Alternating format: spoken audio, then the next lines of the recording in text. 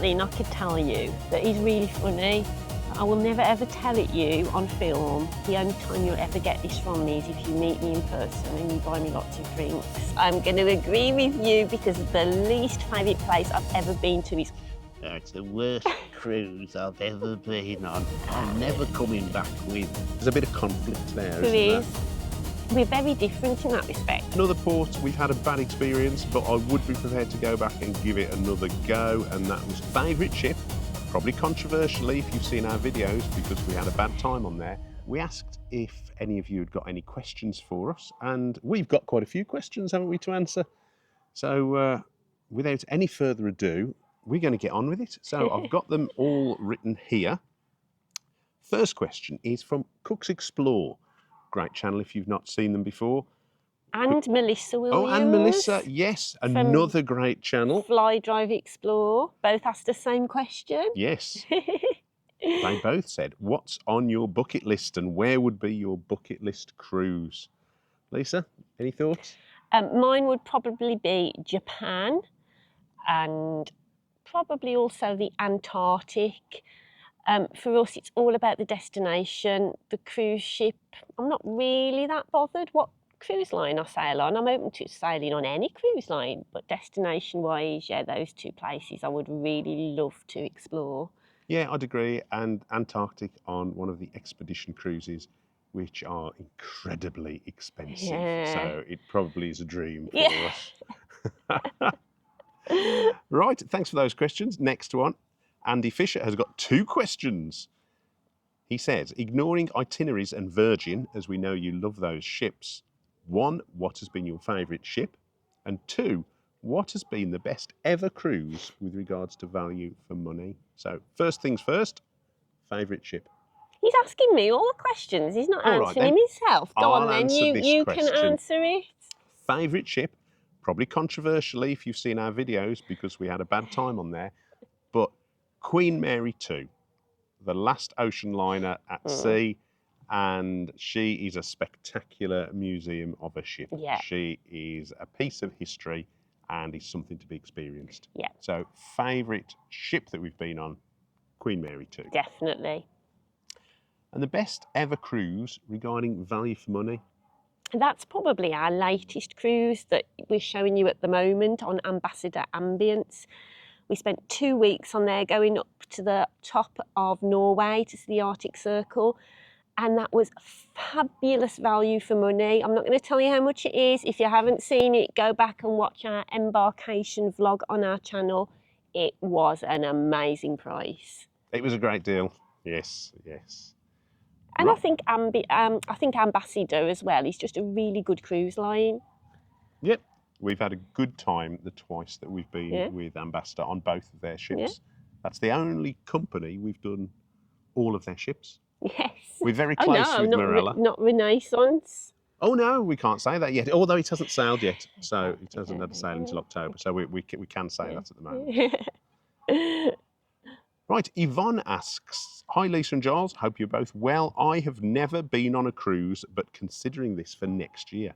I'm now on my own, and which do you recommend for a first timer? Can I also say, Rama also asked a very similar question. So yeah, two of our friends here asking those questions. I think that's a really, really difficult question to answer because it really does depend what sort of person you are. But if you're a solo passenger, I would really recommend Ambassador because from the cruises we've experienced, they seem to really look after their solo passengers really well. And we've got chatting to lots of solo passengers on both of our Ambassador cruises, and they've said what a great time they're having, that there's the table sharing really helps you make friends. There's lots of activities put on for solo travellers. But I mean, you don't have to attend those things if you want to go on and be on your own, but the opportunity's there. Yeah, and on our last cruise, there were over 240 solo travellers. So you're certainly not going to be on your own, and you're not going to be part of a very small group of people. There's going to be a lot of people in the same position as you. Yeah. So I think for Yvonne, yeah, Ambassador Yvonne, have a look. And then for Rama, Now, Rama is a little bit younger than us. She's married and she was thinking about going on a cruise with her husband and wondered where to go. Again, that's quite a difficult question to answer just for that person. What I would say is watch lots of other people's YouTube vlogs, do a bit of research. It also depends what your budget is, doesn't it?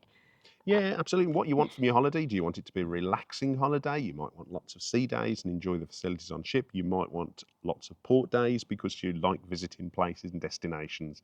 Now, that's us. Yeah. But I know that that's not everybody. Yeah. So, you know, for us, we like, as Giles said, going to different ports. Morella is good for that. Very port intensive. Very port intensive. Ambassador, we found, is very good for getting dressed up and quite a traditional feeling on a cruise ship. Virgin is good for fabulous food and really different, diverse entertainment. P&O is good if you're on a budget. So, yeah, you know, have a look at not just our channel, but lots of other great people's channels and, see what you think suits you. And then you can see what to expect and probably not be disappointed by something, because if you compare them, everybody's going to be doing things slightly differently. And you go, oh, I prefer that on this cruise. I prefer that on that cruise line. Yeah. But temper your expectations and you'll have a much better time. So on that sort of theme, Martin says, I know that you manage to have fun everywhere. Hi, Martin. Hi, Steve. But where is your least favourite place that you've been to? So us as positive people, we've got to be negative now. Yeah. So where's our least favourite? Theirs, they say, is the Caribbean. It is so overrated. Now then, Martin and Steve, I'm going to agree with you because the least favourite place I've ever been to is also in the Caribbean. I've been to this place 3 times. Each time I've been, I've had a negative experience there. So much so that if I ever go back there, I am not getting off the ship. Each time I've been there, I've done my own thing twice there, and the 3rd time that we actually went on a cruise excursion to see if that would make this place better for us, and if it was just the fact that we were doing our own thing, and if we went, you know, on a guided tour, we would have a better experience. We didn't, and the place is St. Lucia. And I know a lot of people love St. Lucia, but it's never been for us, has it? Never, never. As I say, 3 times we've been now. Yeah. And when I look at Caribbean itineraries and I see St. Lucia, it really puts me off. I do not like it there. And we've never even considered any sailings in the Caribbean which start and end in Jamaica, have we? No. We've discounted those. I don't know what Jamaica is like, but I suspect it may be similar from what I've heard. And another port, we've had a bad experience, but I would be prepared to go back and give it another go, and that was Kusadasi in Turkey. Yeah, we've got a very personal story about that, which perhaps I won't share today on this channel, but it was quite an uncomfortable situation regarding our daughter, who was 16 at the time, and a Turkish guy who was probably in his 30s, and that's all I'm going to say. Yeah. So Kusadasi, that's a port that has got negative connotations for us. However, on the positive side in the Caribbean, because we'll end on a positive, one of our favourite islands is in the Caribbean. Oh yeah, this is one of our favourite places to go to, and this is Bequia. Oh my goodness, I've been to Bequia twice, or is it 3 times? 3 times, yeah. No, we've been 3 times to Bequia as well. I have to say though, each time we've been, it's got more and more crowded. The first time we went, there was hardly anybody there. It was fabulous. Last time we went, it was a lot busier, so I think it's gaining a reputation as a really nice place to visit, and hence getting busier. But I still love that place. Absolutely love it. Also, I like a Virgin Gouda. I don't know if that's how It's a lovely cheese, isn't it? I don't know whether that's how you pronounce it. Gouda, I think Gouda, it is. Virgin Gouda. That is a really tiny island in the part of the British Virgin Islands. There's a theme here. I really like quiet places. And if you've watched any of our Norway stuff, you'll understand why I love Norway so much. But if I go to the Caribbean, I like the really quiet, less developed islands. If you were to ask me what my favourite bigger island is, it would definitely be Grenada. Yep, I think that's fair comment. That's fair comment. Yeah. And as for these islands that have been developed by the cruise companies, I'm not keen on those. They just do nothing for me. What I would say about the Caribbean is the very first time that we went, we thought they'd all be the same. We thought that all the Caribbean islands would just be very similar. We were so wrong on that. We've never vlogged the Caribbean because we were going before we started the channel. But, you know, they are very, very different. If you are considering a Caribbean itinerary, have a look at some people's destination videos. I could easily do an episode on the Caribbean and tell you all about the islands that we've travelled to, because they are very different. And one day I might actually do that because I think it would be interesting for people. It'd be more interesting to go back and do it for real. We've rambled, sorry Martin. We have, but thanks for the question. Yes. Right, Coral asks, would you travel with friends? Oh, this is a controversial one, Coral. I don't know would be my answer to that. I think the thing That's that very non-committal. I know. The thing that puts me off is a few years ago we had some very good friends who we had been on holidays with, so we knew them really well, and I told them how great cruises were, and they booked a cruise and they went on a 2-week Marella cruise in the summer holidays with their 2 kids and really did not like it.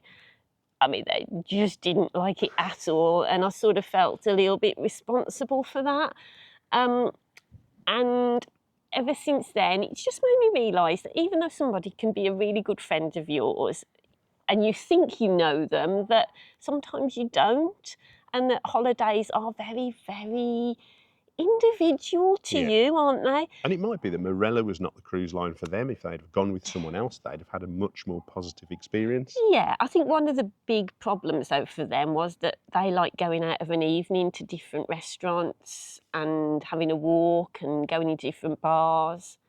And whilst you could argue that you can do that on cruise ships, because some of the bigger cruise ships have lots of different restaurants and bars, Marella just wasn't for them. Yeah, you don't get the feel of a destination, do you? Just being out there in the day and getting back on the ship at 5 o'clock.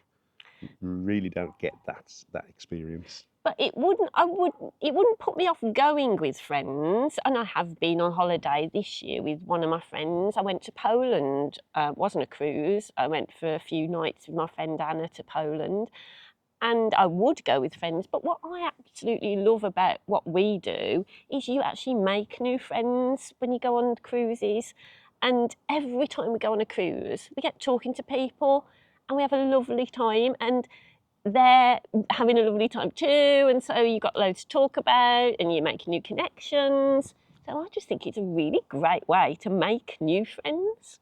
Yeah, and also I think if we did go away with people, we would need them to be the sort of people who would go off and do their own things, and so we weren't living in each other's pockets for the entire Definitely, week. because as an introvert, I need time away from Giles.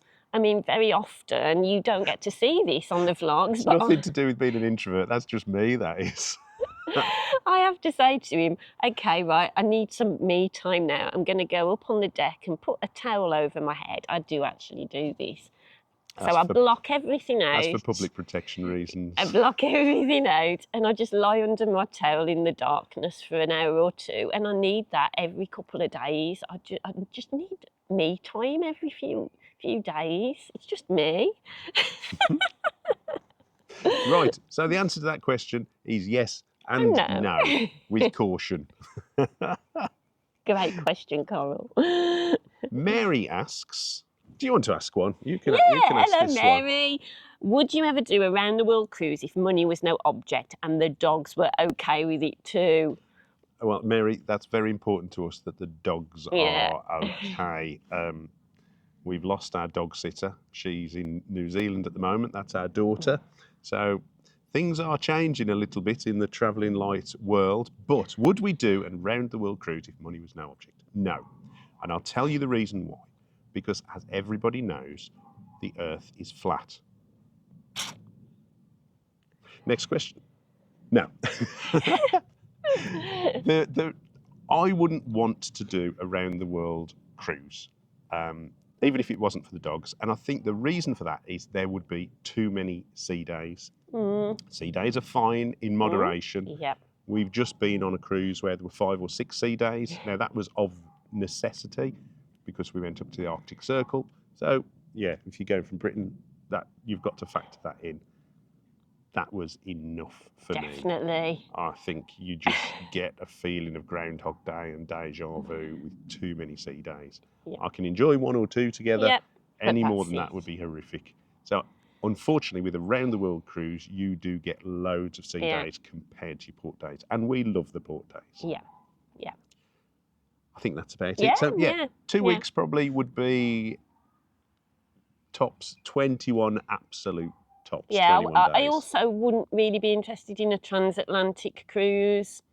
Just all those 7 days going from Southampton to New York. God, no, just not me. That No. cheap though. I know, they're cheap. But this is the thing, I know some of you might think, oh, we're just people who like to do cheap travel. We don't. We like to do travel that we enjoy at a good cost, and we like to get good value for money. Yeah. We've never done MSC at the moment, and that's one of the cheapest cruise lines going, but we've chosen not to do it because we're not sure that's our vibe. We might be wrong, but Vibe, get you with the down with the kids vocab. Right, Oh, Sustainable Medals, Yeah. who makes wooden medals, Yeah. and check out that YouTube channel. Says, love your channel. When I grow up, I want to be like you guys. I don't know what I want to be when I grow up. I'm not decided yet. Are you retired or do you have day jobs? And what work did you do before YouTube? Yes, I am retired, and yes, I do have a day job. So for 30 years, I was in the police. I was a sergeant in West Midlands Police, and finished that about 4.5 years ago. And I'm now working for a local council. And so I'm still subject to annual leave and the problems that that brings, trying to juggle holidays and making sure that I'm not off at the same time as other people. So yes, I'm retired, and yes, I do have a day job. Lisa? Yeah, I worked in a bank for many years. Then I did a English and education degree, and I was going to be a teacher, and I decided I didn't want to do that. First class honours. And so I went to work in a library, but I worked in a library for 21 years, but I never actually worked in a library. Now that confuses a lot of people. So I was the children's librarian, and I dealt, if any of you are parents, you've probably heard of Book Start. I was the coordinator in our borough council for that scheme. And then I went on to become a storyteller in primary school, in secondary schools. I worked with children from nursery age right up to 16. And what we would do is we would go into schools and we would retell stories and get children involved in reading for pleasure. So basically, the last 20 years of my career, it was all about engaging families and children and young people in trying to get them to read for pleasure, because I'm a big reader myself and love reading, because reading can take you anywhere you want. And then when COVID hit, I had a change in the library service. I went on to supervise all the mobile library service in the borough. So I looked after the home library service, the mobile library service, and I was working with the older generation, and that was lovely too. But I wasn't able to be as creative in that role as I had in my previous role.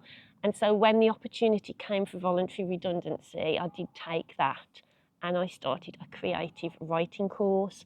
So what I do now is I do my creative writing course, and I make YouTube videos. And when people say to me, Lisa, what's your job? I now say to them, I'm a content creator. So there you go. That was a journey, wasn't it? I do waffle. Right, next question. Hi both, what made you decide to go on your first cruise and how long ago was it? Thanks in anticipation, Derek. Yeah, so our first cruise, Derek, was back in 2016 and it was on the Thompson Dream.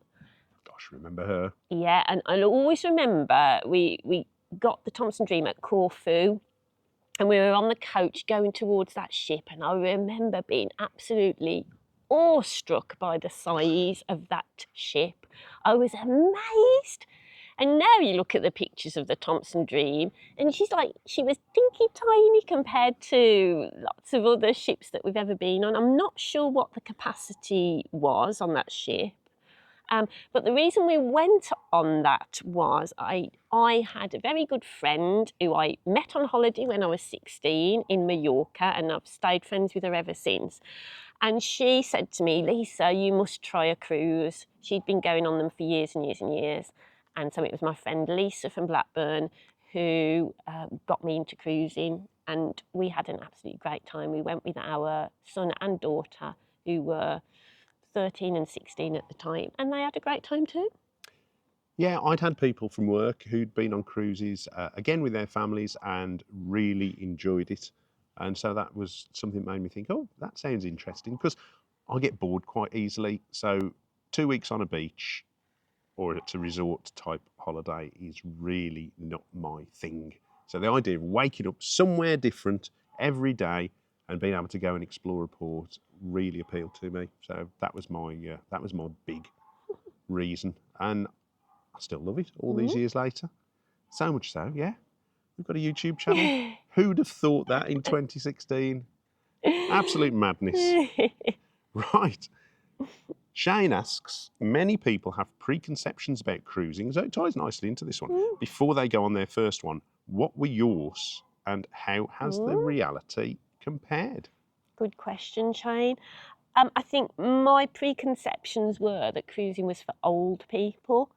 And, 9 years ago, I was 9 years younger and I had teenage children, and I just didn't think it would be for us. But I really, really trusted my friend and gave it a go. And what I found out was, certainly on Morella, that cruising is for everyone. It's from the very young to the very old. And I think on most cruise lines that we travel on now, the age range is very wide. There are some exceptions to that. An Ambassador, I think, is one of them. But in general, I think, yeah, it's really good that there's a whole range of people. And also, I also thought perhaps the people on there may be a bit snobby, and that it was for, I've always classed myself as a real working class girl, and I thought perhaps I wouldn't fit in. But again, that's totally rubbish. I mean, we've met all sorts of people on cruises, and we've got chatting to people who have been drunk in lifts, who have been solicitors, and people who've been bin men, and we've had a whole range of interactions. Yeah, I think and they've been mainly lovely people. Finished? I think one of the things that helped with that first one was because we went with Thompson, didn't we, which is now Morella, and we were used to booking holidays with Thompson and having package deals and everything. So all of that sort of thing felt very familiar, didn't it, and comfortable. So our first few cruises we were with Morella, and I think that really helped as well. It didn't feel like an alien sort of experience. So I hope that answers your question. Right. I'll ask the next one and you can answer it, because I do waffle. Okay. Taste Tracker Tales. Hello, guys. Right. How do you balance enjoying the cruises and creating content? Very, very good question, because if you watch our videos, you might think that all we do all day is wander around with our camera, talking nonsense and filming people without their consent. But that's not true at all. So what we do, you might notice that we don't do day 1, day 2, day 3, day 4 style vlogs. We'll do a sort of thematic style of content.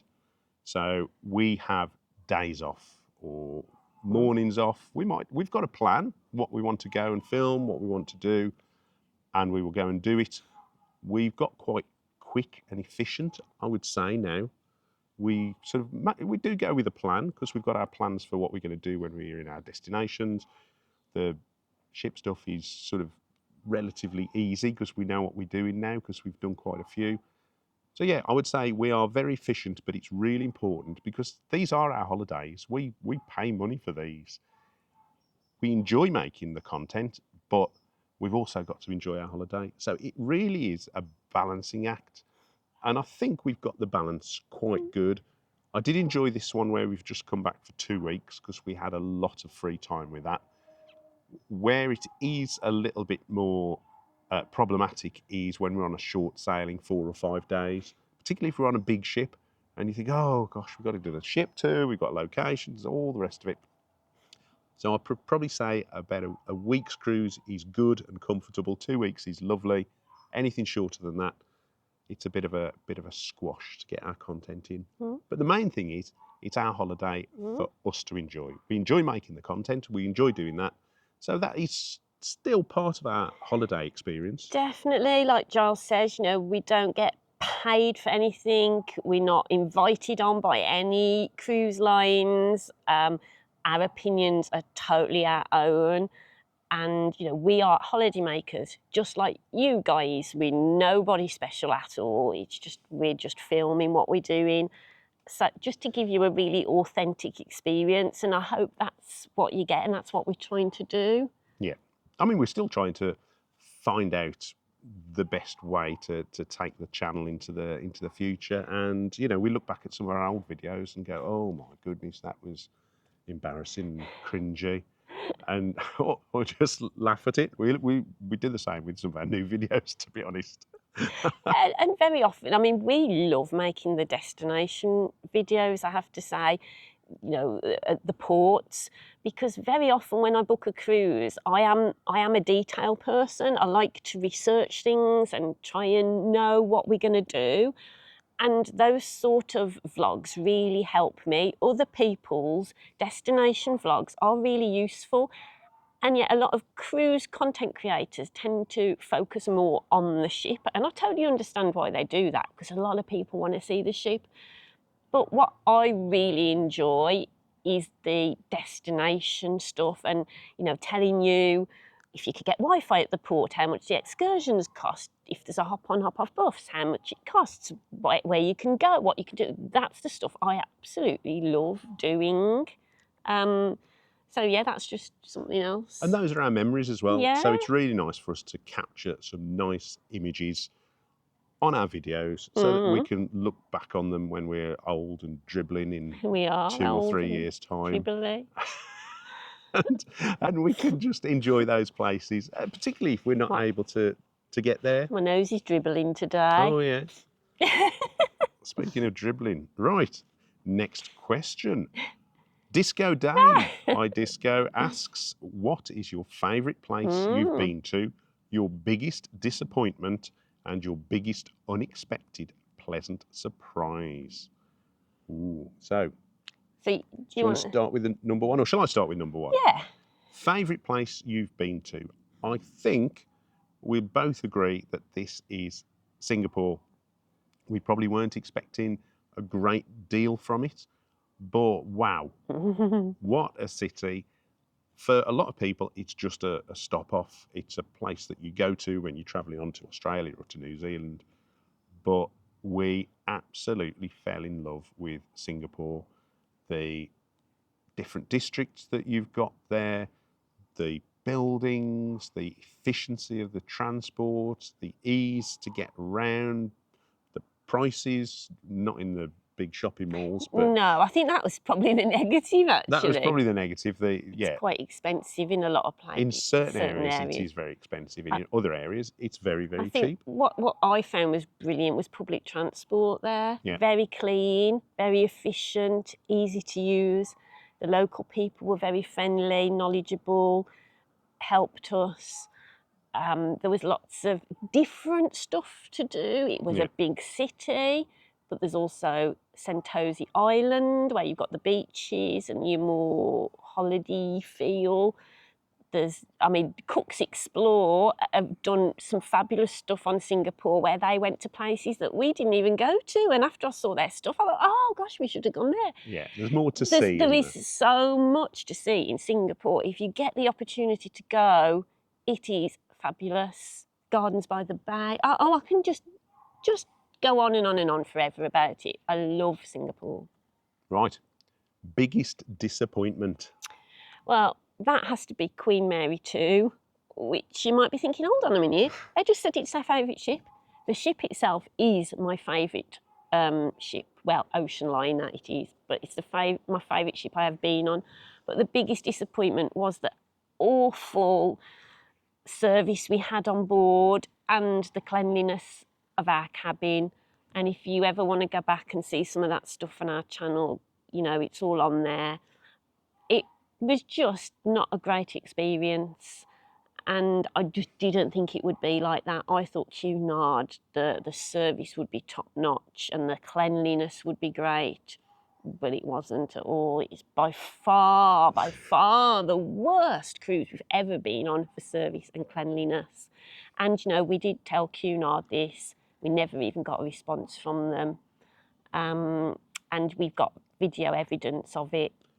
I just think it's awful that they never even acknowledged it. And we've never been back with Cunard, have we? It's not to say that we won't. We will give them another chance, because it was at a time when Queen Anne was just out sailing. I think they had some staffing issues, but our experience was not good. So, last one is your biggest unexpected pleasant surprise. And for me, this is Klaipėda in Lithuania. And this is a port that not a lot of people particularly enjoy. It's one of those, you get off the ship, you have a look at the town and you go, oh, there's nothing there. But as we were sailing there the day before in a port, I used to watch video game YouTube channels, board game YouTube channels. And I knew that one of the guys there was from this town, Klaipėda in Lithuania. So I just sent him a message on Instagram and said, we're visiting your hometown, any suggestions? Because the guidebooks and everything else that we'd seen on the internet had not really come up with any great suggestions. And he sent us a little map and he said, right, what you need to do is you need to go and take the ferry, go across to, there's a spit of land, and go there. There's a sort of a museum with old fishermen's huts. There's a beach on the other side of it. There's a sea life centre, which we didn't go and visit if you walk further up that way. And if you turn left and keep going and keep going and keep going, it's that little bit of Russia that's not actually attached to Russia. And so we did that. We went across on this ferry and we had a fabulous day. It was absolutely brilliant. The beach was beautiful. Amazing. I mean, it was very blowy. It was quite brisk. Beautiful beach with all sand dunes and greenery. Oh, lovely. And nobody on it. Lovely beach. Yeah. They'd got horse-drawn carriages going up and down to take people, which was very, very reasonably priced as well. Yeah, and it was really cheap. That was another thing about it. Really cheap. And then we got back to the ship and we just heard everyone complaining about what an awful day they'd had and why do people bother going to Klaipėda. So if ever that is on your itinerary, get in touch with us and we'll tell you how to get across to that little spit of land on the ferry and have yourselves probably a better time than anybody else. Right, next question. Do you want to ask this one? Oh, this is from Brummy Nick. Hello, Nick. Do you have a particular system or approach to track and monitor the numerous cruise websites in order to get the best deals? Well, this is Lisa's bag. Yeah, I do tend to do most of the research on this. So, Nick, to be honest, what I do is very regularly, and I'm talking perhaps every day or every other day, I'm always on places like Igloo Cruises, Cruise Nation, TUI, Morella websites, all the cruise line websites, and I'm just looking at cruises that I am interested in and tracking prices. I do a lot of tracking, So, you know, if in advance we know, you know, we want to say go to Norway in June, in January time, I just start tracking prices and watch what they do. So I know really when to book. And Giles will say, let's book. And I'm like, no, because I track a lot of prices and I see, you know, the prices really do fluctuate. What I have found, sorry, my nose is dribbling. I have found that when they first release a lot of their cruise holidays, the prices are quite low, and then the prices tend to rise, and then much nearer the time, if they haven't sold the cabins, they will come right down again. But obviously if they've sold the cabins, then the prices just continue going up. So in order to get a really good deal, I think you do need to be really flexible, and I do track a number of cruises. Like when we went in June on Ambassador, I think I had 5 cruises that were all going to Norway in June on different dates, different sorts of durations, but they were going to ports that I was interested in. And basically all I did from January to the March, I think, or April when we booked, was I tracked all of them, perhaps every other day. And yeah, you might think that's a lot of work, but when you get used to the website, it only takes you a few minutes to do. It's quite quick. Yeah, yeah. We're very different because Lisa will wait to the last minute, and because I'm still working and like to book my annual leave, I just want a holiday in the diary. I want something to look forward to. So there's a bit of conflict there, isn't there? There is. We're very different in that respect. I'm all for like just, I would book something and go tomorrow. At That's one the sort point, of person I am. I had 3 jobs, and so it was very problematic for me to coordinate annual leave, and Lisa really didn't appreciate that. It was like, right, cancel your annual leave and book it for this one. It's like, oh, I've got to do that with like 3 different things. Oh. Saved thousands. Yeah, fair enough. So yes, we do it manually. We don't use any tracking websites or software. I'm not convinced that those necessarily give you the best deal, and don't necessarily track every individual travel agent as well. We also don't have a local trusted travel agent who we work with. I know lots of other cruise vloggers do have that. We don't. We're not working with anybody. We're just like you guys, you know, we're just looking on websites, going in holiday shops, and just, yeah, that's all I'm doing. No great secret other than spending a little bit of time looking at it, and probably breaking it down to cost per day as well, just to give yourself a good idea of how much it's costing per day. And some cruise lines we'd pay a bit more for, wouldn't we? Oh yeah. Certainly like Virgin or something like that. Definitely pay more for Virgin. And once you've been on them, you'll know yourself. Yeah. I mean, I'm not telling you, you know, to book a Virgin cruise. It may not be for you, but you will know once you've been on a few which ones you would pay more for. What the value is to you. To you, yeah. Right. Susan asks, where was your first cruise to? Well, we've answered that, haven't we? Yeah, that was to Corfu, and we the Adriatic coast. Went to Dubrovnik, Greece, Athens, those sort of places. Fabulous. Really nice, yeah. She asks, have you ever not enjoyed a cruise, and how do you stay so happy? Oh, well, bless you, Susan. That's very kind of you. Medication, isn't it, really? Medication and alcohol. Just living with me makes Giles so happy.